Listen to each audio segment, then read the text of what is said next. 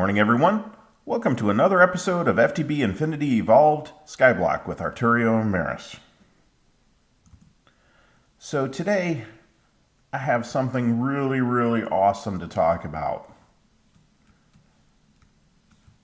This little beauty here. This took me, I've been working on this all week, trying to figure out how to make this work. And I cannibalized my system over here, emptied it all out. No longer storing stuff here, or at least not any of the products of Sifting.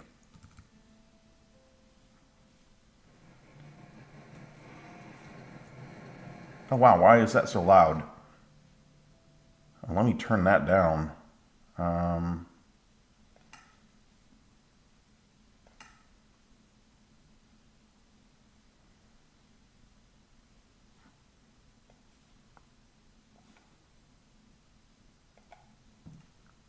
Okay. So this is a totally automated sifting system. The only thing it doesn't do is it doesn't produce the gravel, the sand, and the dust. And I'm pretty sure I know how to set up a system to do that. So the culinary generators that I created in previous episodes that I was not able to compile into a single culinary generator, I've put them here. They're auto-fed beef Wellington from this chest here. The power comes down these wires here. These are, I think MV stands for medium voltage. So that's medium voltage connectors and medium voltage, medium voltage wire, I guess. I'll show you how to make all this stuff in a bit. The things at the top are the auto sieves that have little guys in them. And each one has, when you create one, it randomly grabs a skin from, I'm assuming these are Patreons for the guy who created this mod pack, X Compressium. I'm just guessing there, but that's what I'm guessing because there appears to be a lot of them. So the gravel, sand, and the dust are fed into these three auto sieves. And they're not hugely fast, but they also don't consume a lot of power. And they also don't appear to be upgradable. Like this is, I think that's for an ore dictionary. I think that's what that's for. So they use 40 RF a tick. And then I have a couple of different transfer nodes on them. And they both have filters in them. And speed upgrades, all those extra speed upgrades I made, I put them in here. So what this filter does is the byproducts of sieving gravel that aren't useful in this process are pulled out and sent over to the storage system over there. Okay? The other things, the broken metals that are produced from the sieving are pulled down into this thing that's called an auto compressor. And anytime there's 4 of these things, they'll get pulled over here and they get compressed. And again, this doesn't use a tremendous amount of power. It does use trickle power, which is unfortunate. When it's running, I think it jumps up to 40. But 5's not a lot. And everything that comes out of here will be the combined, I forget what the broken combine into, but they get combined here in the compressor. They get pulled down into this auto hammerer. And again, it uses 40 RF a tick. And it's going right now. And it gets the crushed copper ore. The output of this one gets fed into the next compressor. And the output of this compressor goes into the last one. What'll come out of here will be, it gets fed the powdered ores.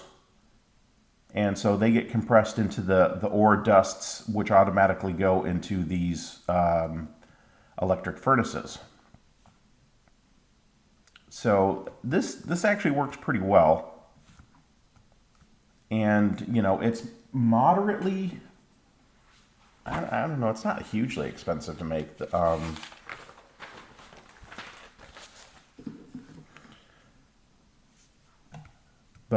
Anyway, so all of that stuff, after they come out of the last one, they get fed into the electric furnaces. And the electric furnaces smelt them relatively quickly. Yeah, there's nothing right in the verge of coming out here. So they smelt relatively quickly. 3 of them seems to keep up with the system. And it comes over to this drawer controller. This other leg that's coming to the drawer controller here is coming from the smeltery, because if I need to make alloys, I'll probably just make it in the smeltery. And this one drawer controller feeds all of the drawers. So this system works pretty well. And I'm pretty proud of it. So over here, I've moved everything around. Because again, the way everything gets fed here, is in the serpentine fashion. Is there anything? No, that's the overflow. So it kind of feeds in that fashion, like that. And everything that's coming out of here is what comes out of the mob spawner system. So if I turn this on, this will automatically propagate all of the mob drops. And so the stuff that I have first, I've tried to put mob drops. I moved my cows over here. I moved my chicken farm here. This doesn't produce eggs quite as quickly as I would hope. But, I don't need that many. One of the other things that I've done is I moved my soybeans over here to make it more convenient. Like I had the great big patch of soybeans over there, and I've repurposed that. I moved them over here. I also moved my auto pressing system over here. So this is all pretty much as close to fully automated as I could get. You take your soybeans, you put them here, they double press, and then the transfer node pulls the firm tofu here and the soy milk there. And because this was starting to get full, I went ahead and put a couple of upgrades and a void upgrade on it.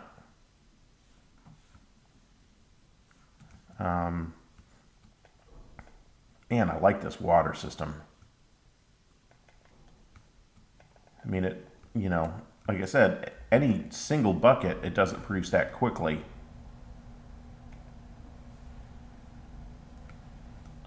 But if you just kind of leave it running, over time, it will make a lot. So just to kind of show how you do this. Now someday I'll have an auto harvester, just a harvester to harvest this, and it'll auto feed all of the individual barrels. But for now I have to do it by hand, which is fine. It doesn't take that long. And when I'm kind of not doing anything else, I just come over here and harvest a stack of each of these. There should, yeah, a little bit more. Yep, that's a stack of each. So spinach, mushrooms, soybeans, and wheat. And then if I really wanted to, I can use the watering can. Oops. And kind of regrow another set real quick. I wish I had a watering can at the start of me doing Pam's Harvest Craft, but since you have to make seeds, it takes you a while to get to that point. But it's definitely useful because you can make the watering can before you've created all of the Pam's Harvest Craft seeds. You know, so if you just kind of carefully go through NEI and figure out, well, I have to have this, and to have this, I need to make that, which means I need to make this, and kind of go through that tree and kind of parse it all out and figure it out exactly. You could do a very targeted thing and, you know, do that first. And honestly, if you did, it probably would save you a tremendous amount of time while doing Pam's Harvest Craft, because it is so quick.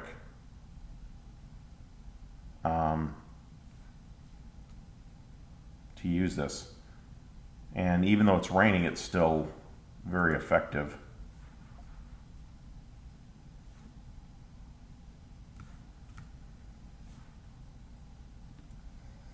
And then when I need to fuel it, I just steal some from there and put it there. And if I had B-Space barrel upgrades, which I'm not going to have for a very long time, I just kind of grab some there and throw it into the fuel feeder. Okay, so to talk about how this stuff gets made, let's talk about the auto sieves first.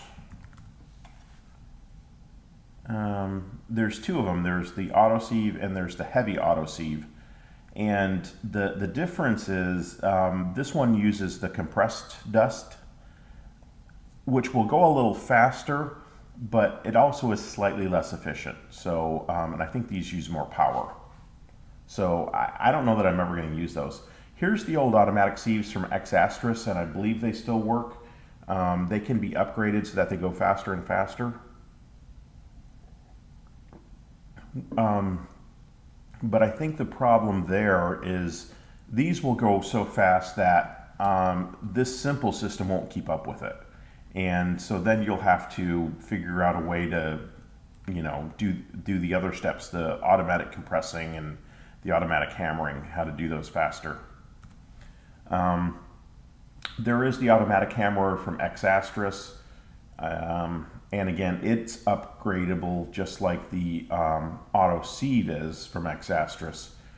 So you can kind of pair their speeds there, but there isn't another good compression technology or automatic crafting technology for combining the various steps. Like the auto compressor, I tried a bunch of different things, and the auto compressor seemed to be the fastest, least power one there. Like I never figured out how to make that one work. I did make one. They're not particularly difficult to make, just a couple of stone gears and a crafting table, but that's not bad. But anyway, let's talk about what I have done. So this is the basic auto sieve. 4 panes of glass, 2 iron ingots, 2 blocks of iron, and a regular wooden sieve. Not too difficult to make. The auto heavy sieve is very similar. You have to have a heavy oak sieve, which is just, it's a little different. It's the heavy silk mesh rather than the silk mesh, and then logs rather than planks. But oh, and also it's steel rather than, at least for the blocks, it's steel.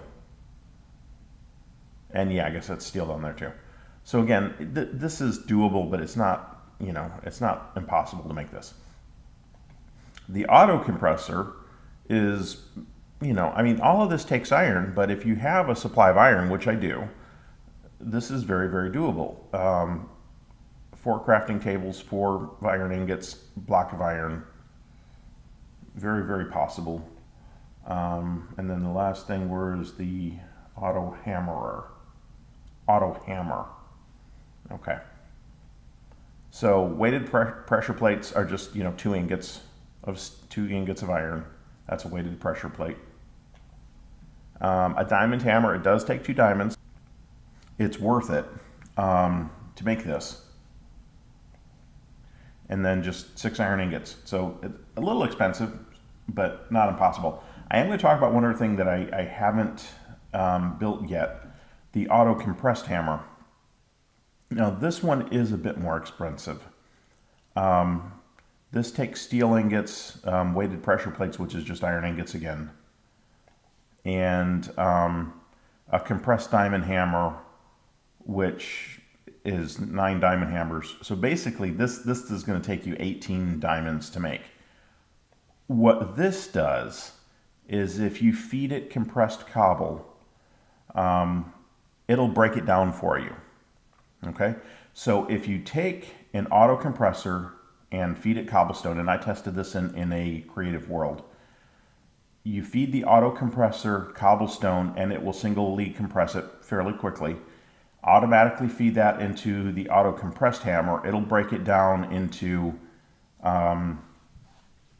gravel, and then if you feed that gravel back in to the auto compressor, it'll compress the gravel, and then feed the gravel back into the auto compressed hammer. It'll break it down into into sand, feed it through again, and it'll break it down into dust.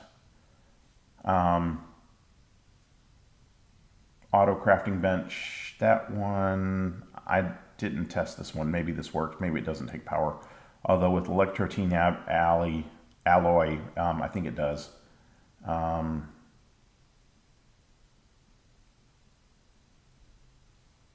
Okay. Anyway, so that will be the next step. Will be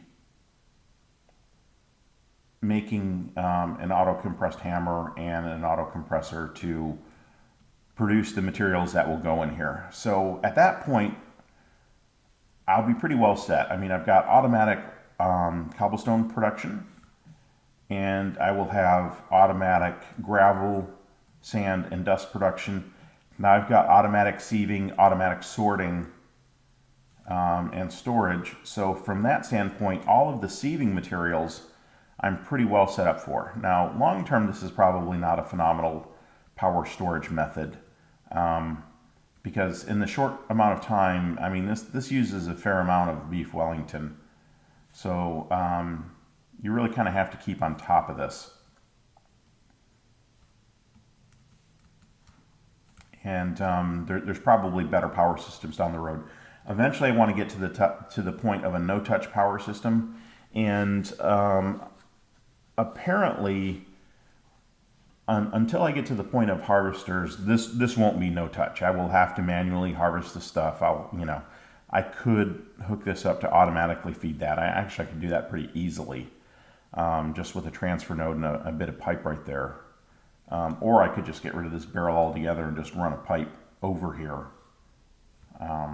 And maybe I'll do that at some point. But it won't be no touch for a while. Oh yeah, there's one last thing I want to talk about before we go. This stuff. All right, let's break all of this. Okay. All right, so what we have is something that's called niter wart. And where'd it go? Maybe there it is. Niter wart.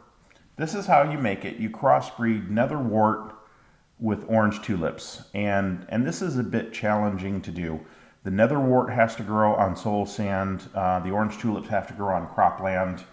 And the niter wart has to grow on soil that's on top of a glowstone block. Okay? So this will only grow in near absolute dark. So you have to grow this first.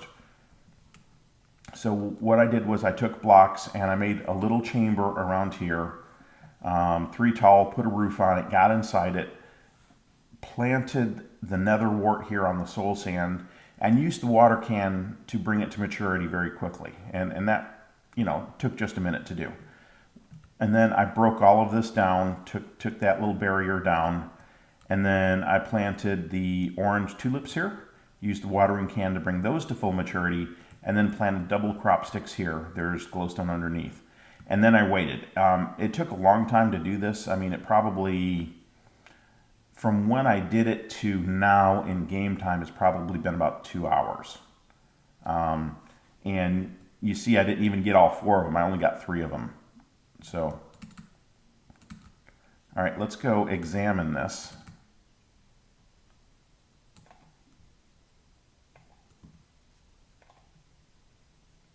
And these should be 555. Yep. And that's because the nether wart I used was 10, 10, 10, and the orange tulips I used was 10, 10, 10. I did try this in the nether too, but I didn't want to just kind of hang out in the nether, so I did not. So now, the byproducts of this, oh, wait a minute. Okay, that's consumable nether for making potions and stuff. This is nether for growing things, so I gotta keep them separate. So the products of doing this is from the orange tulips. That's the orange dye. I suppose I could save it. I hadn't really been saving dye because I don't really need it. But the niter wart produces glowstone. Yeah, I'm about done with being out of glowstone all the time. I don't have a lot right now. I keep using it. Let's see, I think I need 12.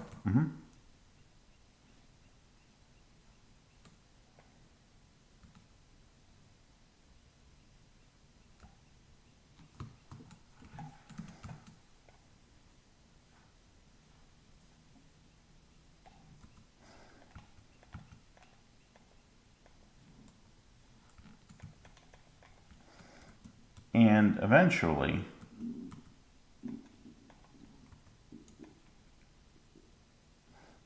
now watch these not mature. Oh, no, they are.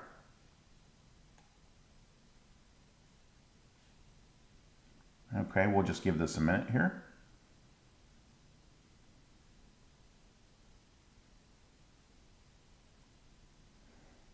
They are a little slower than other plants in responding to the watering can.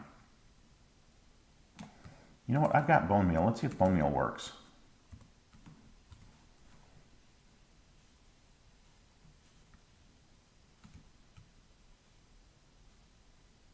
Oh, okay. Bone meal is over here because bone meal is a sieving product. It's not a mob drop product. At least I don't think it is.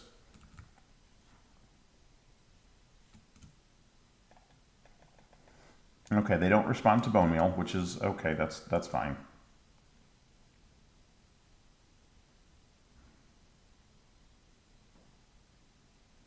Come on. There we go. They're both mature. Very mature. Yeah, I'm very mature. Sorry, I'm a little hoarse this morning. Okay, so this will do the standard agricraft thing, and these will crossbreed and produce possible improvements here.